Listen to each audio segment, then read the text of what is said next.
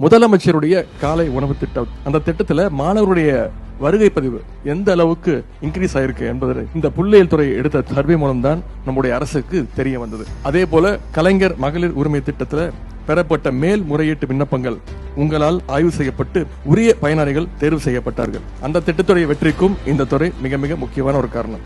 அது மட்டுமல்ல, புதுமை பெண் திட்டம், தமிழ் புதல்வன் திட்டம், நான் முதல்வன் திட்டங்கள்ல எப்படி கிராஸ் என்ரோல்மெண்ட் ரேஷியோ, உயர்கல்வி சேர்க்கை விகிதம் எப்படி அதிகமாச்சு, அதே மாதிரி விடியல் பயண திட்டத்தினால ஒவ்வொரு மகளிரும் மாதம் கிட்டத்தட்ட 900 ரூபாய் சேமிக்கிறாங்க அப்படிங்கறதையும் இந்த துறை தான் ஆய்வு பண்ணி கண்டுபிடிச்சு சொல்லுச்சு. அது மட்டுமல்ல, விவசாய கூலி விவரங்கள்ல தொடங்கி மாநிலத்துடைய தொழில் வளர்ச்சி குறியீடுகள் வரை உங்களுடைய தரவுகள் தான் இந்த அரசுக்கு ஒரு அளவுகோலாக இன்றைக்கு வரை திகழ்ந்து கொண்டிருக்கிறது.